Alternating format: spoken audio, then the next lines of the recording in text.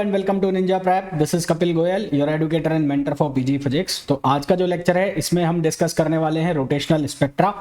हम rigid rotator के बारे में जानेंगे। रिजिड रोटेटर की जो फ्रिक्वेंसी का फॉर्मूला होता है, उसकी जो एनर्जी का फॉर्मूला होता है, उसको हम देखेंगे। रोटेशनल कांस्टेंट के बारे में हम जानेंगे। फिर हम ये जानेंगे कि जो इसमें एनर्जी आती है हर स्टेट में वो इक्वी स्पेस्ड होती है या नहीं होती है। देन उसके बाद हम इसके स्पेक्ट्रम की भी बात करेंगे, इसकी जो स्पेक्ट्रा है उसके बारे में डिस्कस करेंगे। तो सबसे पहले हम बात कर लेते हैं रिजिड रोटेटर की। तो रिजिड रोटेटर की जब मैं बात करूंगा तो उसमें हम ये कंसीडर करेंगे कि जो डायटोमिक मॉलिक्यूल है वो किसकी शेप का है, डंबल शेप का है ना। तो यदि जैसे डंबल होते हैं जिम के डंबल, तो जिम के जैसे डंबल हैं उसमें एक साइड ऐसा मोटा मोटा दिखाई देता है, एक साइड ऐसा मोटा मोटा। तो उन दोनों के बीच की जो डिस्टेंस है वो फिक्स है ना, वो वेरिएबल नहीं है, तो डिस्टेंस फिक्स है। तो उसी तरह से एक डायटोमिक मॉलिक्यूल अगर हो जाए जिनमें दोनों मॉलिक्यूल्स दोनों एंड पर हैं और बीच वाली डिस्टेंस जो है एटम्स के बीच की वो फिक्स हो जाए, तो जो बॉन्ड है दोनों एटम के बीच का, डायटोमिक मॉलिक्यूल के बीच का, वो रिजिड बॉन्ड हो जाएगा। क्योंकि हम ये जानते हैं कि रिजिड का मतलब क्या होता है, जब जो दो पॉइंट्स के बीच की डिस्टेंस है वो फिक्स होती है, देन हम उसको रिजिड बॉडी बोलते हैं। तो वो अगर डिस्टेंस फिक्स हो गई तो बॉन्ड है जो वो फिक्स हो जाएगा। बॉन्ड फिक्स हो जाएगा तो वो क्या कहलाएगा, रिजिड कहलाएगा। और जब ये रिजिड कहलाएगा तो इस डायटोमिक मॉलिक्यूल को हम क्या नाम दे देंगे, रिजिड रोटेटर, है ना। तो मेरी बात आप लोगों को बहुत अच्छे से समझ आ गई होगी। तो रिजिड रोटेटर का मतलब क्या होगा, रिजिड रोटेटर। तो रिजिड रोटेटर का मीनिंग ये होगा कि इफ वी कंसीडर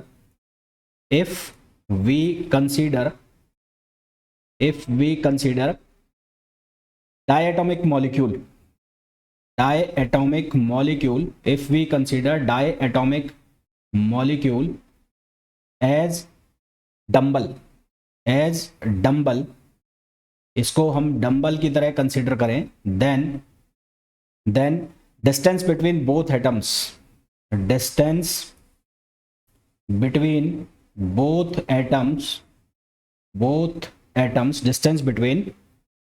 एटम्स, आप चाहें तो इसको 1.5x पे भी देख सकते हैं, क्योंकि ये लिखने वाले में जो है आपका टाइम खराब हो रहा होगा, तो इसको 1.5x पे चला के देख लेना।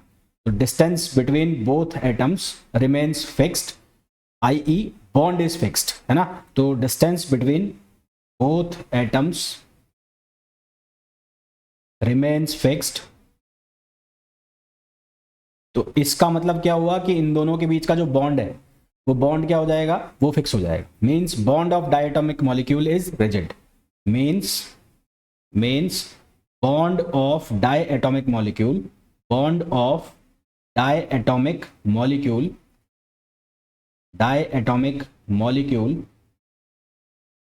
Is rigid. ये क्या हो जाएगा, रिजिड हो जाएगा। और इसलिए इसको हम क्या नाम देंगे, rigid rotator. Then it is known as rigid rotator। तो इसको हम क्या नाम दे देंगे, इसको हम नाम दे देंगे रिजिड रोटेटर, ठीक है। इसको हम क्या नाम दे देंगे, रिजिड रोटेटर।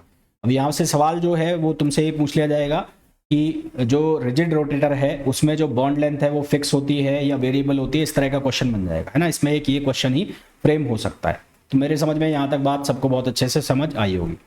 अब मैं क्या कर रहा हूं कि मैं एक रिजिड रोटेटर कंसीडर कर रहा हूं जिसके अंदर दो एटम्स हैं, दो डायटोमिक से मिलकर बना हुआ, तो दो एटम्स होंगे। तो एक एटम जो है उसका मास है m1 और एक का है m2। डायग्राम में आपको साफ साफ दिख रहा है कि m2 जो है वो बड़ा दिख रहा है आपको m1 से, तो इसका सीधा सा मतलब है कि जो m2 है उसका जो मास है वो मैंने ज़्यादा लिया हुआ है, m1 का मास मैंने कम लिया हुआ है। इनकी रेडियस मैंने ली हुई है r1 और r2, और सेंटर ऑफ मास के रेस्पेक्ट में उनकी जो पोजिशन है, सेंटर ऑफ मास के रेस्पेक्ट में वो है r1 और r2, यानी कि वो रेडियस है उनकी, सेंटर ऑफ मास के रेस्पेक्ट में उनकी पोजीशन है। रेडियस नहीं है, सेंटर ऑफ मास के रेस्पेक्ट में उसकी पोजीशन है। सेंटर ऑफ मास कौन सा हो गया, ये जो बीच में से लाइन पास हो रही है, जहां जहां ए बार लिखा हुआ है, ये सेंटर ऑफ मास से पास हो रही है। तो यहां से ये इसकी डिस्टेंस दी हुई है, ठीक है ना। तो मैं यहां लिख देता हूं consider two atoms of mass m1 and m2, और ऑब्वियस सी बात है, साफ साफ दिख रहा है m2 ग्रेटर देन m1। और r1 और r2 क्या है, सेंटर ऑफ मास के रेस्पेक्ट में इनकी पोजीशन है, ठीक है। तो r1 and r2 are their position, their position, r1 and r2 are their position with respect to center of mass. Centre of मास के रेस्पेक्ट में इसकी पोजीशन है. सेंटर ऑफ मास की डेफिनेशन जो है वो ये कहती है कि सेंटर ऑफ मास के अबाउट यदि आप किसी का फर्स्ट मोमेंट निकालते हो, कोई पॉइंट्स का फर्स्ट मोमेंट का मतलब होता है mass into distance, mass into वो परपेंडिकुलर डिस्टेंस.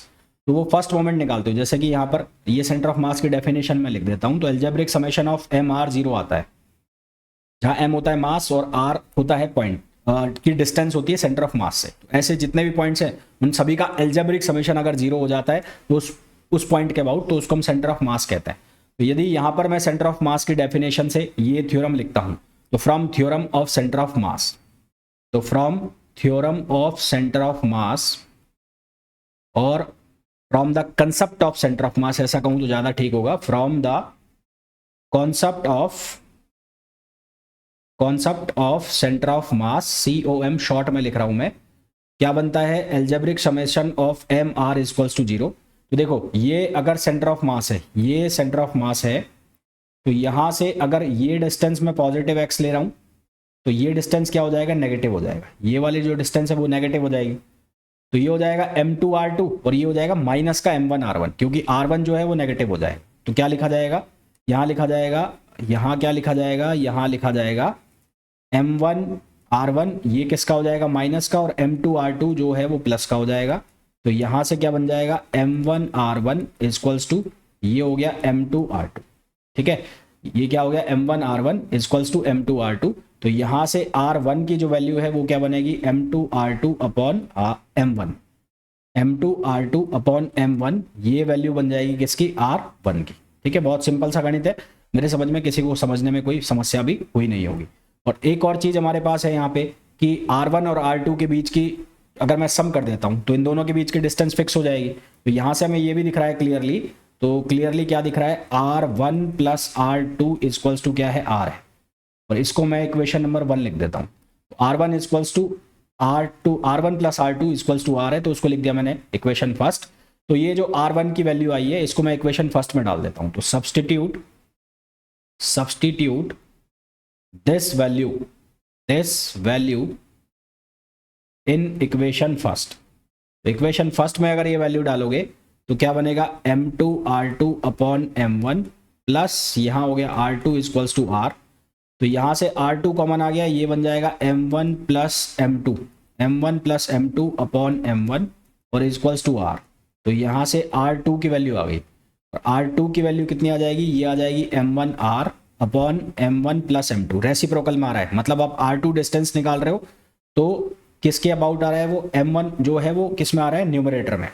सिमिलरली जब हम r1 निकालेंगे तो सिमिलरली जब आप r1 की वैल्यू निकालोगे तो r1 क्या बन जाएगा, वो बन जाएगा m2r अपॉन ये क्या बन जाएगा, m1 plus m2.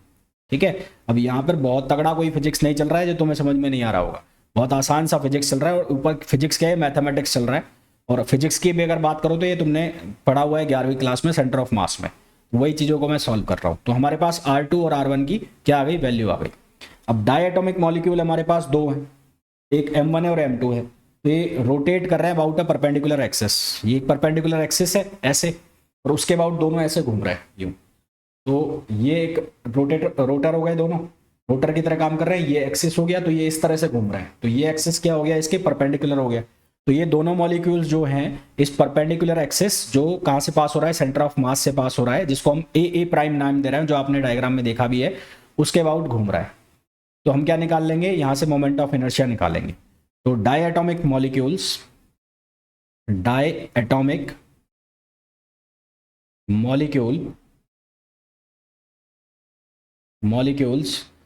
Rotate about,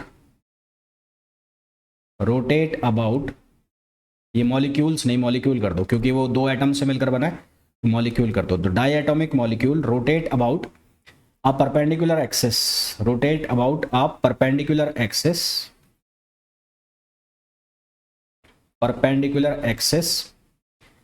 passing through center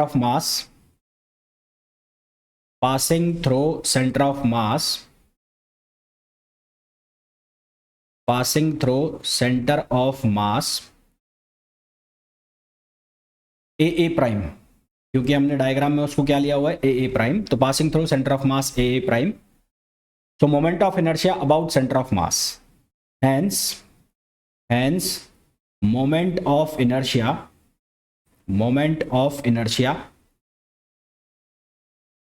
about center of mass, about center of mass। तो center of mass के about हम क्या निकाल लेंगे, मोमेंट ऑफ इनर्शिया। तो वो कैसे लिखा जाएगा, वो लिखा जाएगा m1r1 square plus m2r2 square. यही बनेगा भाई, एक m1r1 है और एक m2r2 है। तो अच्छा, यहाँ पर माइनस साइन नहीं आएगा क्योंकि r स्क्वायर में चल रहा है, तो स्क्वायर में है तो माइनस साइन, माइनस माइनस क्या हो जाएगा, प्लस हो जाएगा। कहीं आपके दिमाग में ये क्वेश्चन आया कि यहाँ पर मैंने माइनस साइन क्यों नहीं लिया है, अगर आप ले भी लेते हो तो वो साइन प्लस हो जाएगा स्क्वायर होके। r1 r2 की आपके पास वैल्यू है तो वो वैल्यू सब्सटीट्यूट कर दो, तो r1 r2 की वैल्यू सब्सटीट्यूट कर दोगे तो ये m1 है। r1 की वैल्यू क्या बनी थी, वो बना था m2 r upon m1 plus m2 और इसका स्क्वायर प्लस यहाँ क्या बना m2 और ये क्या हो जाएगा m1 r upon m1 plus m2 और ये स्क्वायर, ठीक है, ये स्क्वायर वैल्यू बन गई m1 प्लस m2 और ये स्क्वायर। तो यहाँ से क्या बनेगा, ये बन जाएगा m1, ये बनेगा m2 square r square upon m1 plus m2 और ये होल स्क्वायर। इसी तरह से यहाँ पर क्या बन जाएगा, ये m2, ये हो जाएगा m1 square r square upon m1 plus m2 का स्क्वायर। तो यहाँ से हमें कॉमन क्या दिख रहा है, कॉमन आता हुआ दिख रहा है हमें m1 m2, देखो m1 कॉमन आ रहा है, m2 आ रहा है, यहाँ से भी m1 कॉमन आ रहा है, m2 और r। तो कॉमन हमारे पास क्या आ रहा है, यहाँ से कॉमन आ रहा है हमारे पास m1 m2 r upon m1 plus m2 square, m1 plus m2 square, ये कॉमन आ रहा है। और ब्रैकेट में जो हमारे पास बच गया वो क्या बच गया, m1 m2, ये बच गया ना, यहाँ से r स्क्वायर भी ले लो और ब्रैकेट में हमारे पास क्या रह गया m1 प्लस m2। तो एक m1 m2 से एक m1 m2 कैंसिल हो जाएगा, तो i की जो वैल्यू है, i की वैल्यू वो क्या बच जाएगी, वो वैल्यू बच जाएगी m1 m2 upon m1 plus m2 और ये हो जाएगा r स्क्वायर। अब ये जो वैल्यू है m1 m2 upon m1 plus m2, इस वैल्यू को हम कहते हैं रेड्यूस मास। अगर आपको ध्यान आ गया हो तो इस चीज को हम क्या नाम देते हैं, रेड्यूस्ड मास। इसको हम नाम देते हैं रेड्यूस मास, और रेड्यूस मास को हम किससे लिखते हैं, म्यू से लिखते हैं।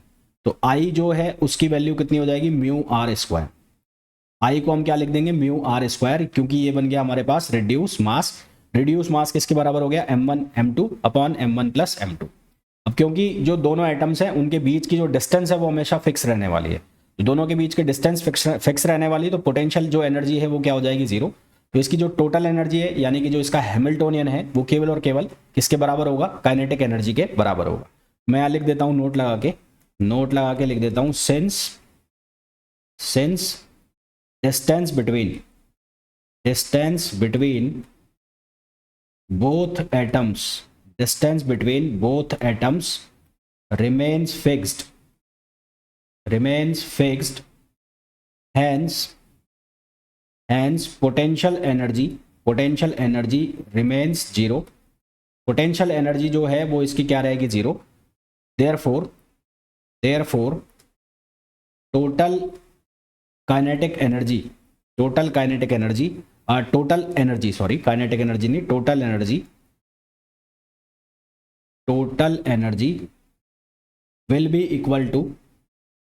will be equal to Hamiltonian. तो टोटल एनर्जी जो है वो हैमिल्टोनियन के बराबर हो जाएगी। तो यहाँ पर जो E है यानी कि H किसके बराबर होगा, kinetic energy plus potential energy. और काइनेटिक एनर्जी को हम लिखते हैं T से और इसको लिखते हैं V से। V जो है वो जाएगा जीरो, तो H यानी कि हैमिल्टोनियन वो बराबर हो जाएगा T का मतलब किसके बराबर हो जाएगा, काइनेटिक एनर्जी के। तो हैमिल्टोनियन किसके बराबर हो जाएगा, काइनेटिक। अब ये काइनेटिक एनर्जी भी कौन सी होगी, ये काइनेटिक एनर्जी होगी रोटेशनल काइनेटिक एनर्जी। तो ये जो काइनेटिक एनर्जी है ये कौन सी होगी, rotational kinetic energy. Rotational kinetic energy को हम किससे लिखेंगे, हाफ आई ओमेगा स्क्वायर। तो H इक्वल्स टू क्या हो जाएगा, हाफ आई ओमेगा स्क्वायर, इससे लिखा जाएगा। और यहाँ से इसको हम चेंज करके लिखें तो मैं ऊपर मल्टीप्लाई कर रहा हूँ एक और आई से, तो H की value I square omega square upon 2i, I square omega square upon 2i। अब सिंस J इक्वल्स टू होता है I omega, since J equals to होता है आई ओमेगा, तो यहाँ से हमारे पास h की वैल्यू जो है वो h की वैल्यू क्या बनेगी, वो बनेगी जे स्क्वायर अपॉन 2i। ये h की वैल्यू बनेगी जे स्क्वायर अपॉन 2i। यदि श्रोडिंजर इक्वेशन का, जे का मतलब हो गया टोटल एंगुलर मोमेंटम, ये क्या हो गया टोटल एंगुलर मोमेंटम, ये हो गया। और जे की वैल्यू को हम क्या लिखते हैं, जे प्लस वन, ठीक है, जे प्लस वन एच, भाई जे स्क्वायर बनाए ना, तो ये जो जे होता है, ये जे, ये किसके बराबर होता है, ये होता है जे अंडर रूट जे प्लस वन और एच कट। तो यहाँ स्क्वायर में वैल्यू डालोगे तो स्क्वायर में क्या बन जाएगा, ये बन जाएगा H equals to J plus one और ये आ जाएगा H cut square upon 2i, upon क्या आ जाएगा 2i आ जाएगा। अब ये जो हैमिल्टोनियन है, अब अगर मैं श्रोडिंजर इक्वेशन का यूज करूं तो यूजिंग श्रोडिंजर इक्वेशन, तो अगर श्रोडिंजर इक्वेशन का यूज करते हैं तो वहां लिखते हैं हम एच साई इक्वल्स टू ई साई। तो ये जो है ये एनर्जी के बराबर हो गया, एनर्जी के बराबर हो गया, तो ये वैल्यू क्या हो जाएगी, J equals to J plus one, J plus one H bar square upon ये हो जाएगा 2i। ये जो हम एच कट बोलते हैं एग्जैक्टली ये वैल्यू होती है एच बार होता है, ठीक है। अब जो एच बार है, एच बार, इस एच बार को हम लिखते हैं एच अपॉन 2 पाई। तो अगर ये वैल्यू यहाँ डाल देता हूँ मैं तो ये बन जाएगा जे, ये हो जाएगा जे प्लस वन, ये हो जाएगा एच स्क्वायर और 4 पाई स्क्वायर बनेगा तो 4 दूनी 8, ये बन जाएगा 8 और 8 पाई स्क्वायर और आई, ये वैल्यू हो जाएगी 8 पाई स्क्वायर आई रहेगा यहाँ पर। अब मैंने क्या किया, यहाँ पर भी इसको सी से मल्टीप्लाई कर दिया और यहाँ पर भी इसको सी से मल्टीप्लाई कर दिया, सी का मतलब है स्पीड जो है उससे मल्टीप्लाई कर दिया।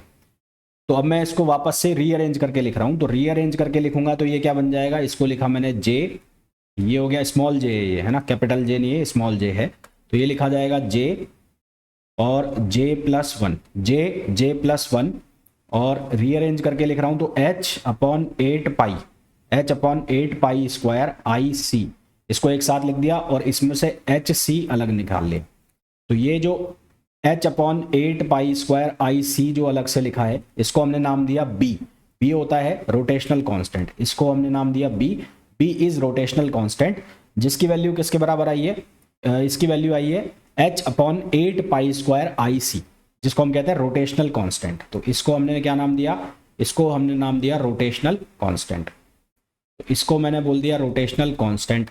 तो यहाँ से हमारे पास जो एनर्जी की वैल्यू है वो एनर्जी की वैल्यू क्या बनी, ई जे इक्वल्स टू जे और जे प्लस वन और ये हो गया बी और एच सी, ये वैल्यू बन गई हमारे पास एनर्जी की। ये जे की जो वैल्यू है ये 0, 1, 2 कुछ भी हो सकती है ना।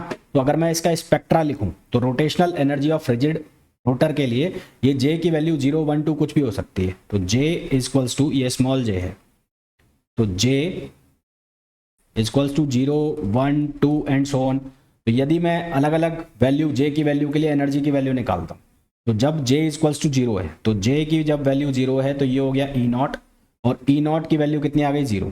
जब मैं जे की वैल्यू को 1 रखता हूँ तो यहाँ से ये बन जाएगा फर्स्ट स्टेट, तो ये हो जाएगा 1, 1 प्लस 1 2, तो ये हो जाएगा 2 क्या हो जाएगा बी एच सी, ये क्या बन जाएगा 2 B H C.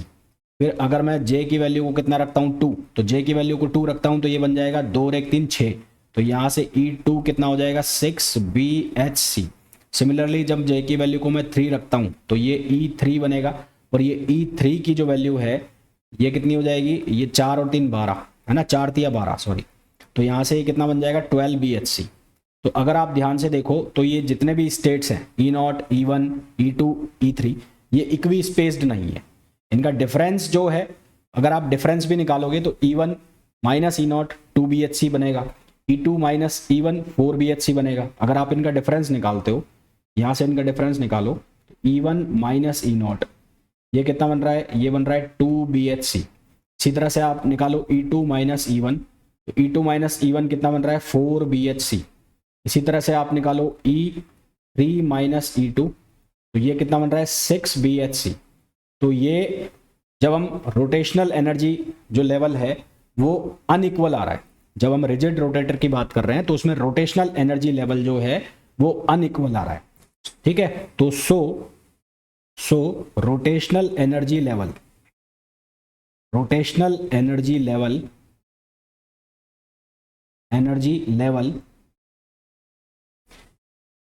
Are unequally spaced, rotational energy level जो है वो अनइक्वल स्पेस्ड है किसमें, रिजिड रोटर में। और ये यहाँ पर एक क्वेश्चन बन जाता है, ये इंपॉर्टेंट क्वेश्चन है अपने आप में। क्वेश्चन कैसा बनता है कि रिजिड रोटर के अंदर जो रोटेशनल एनर्जी लेवल है वो इक्वी स्पेस्ड होता है या अनइक्वल स्पेस्ड होता है। तो कैसा होता है, अनइक्वल स्पेस्ड होता है।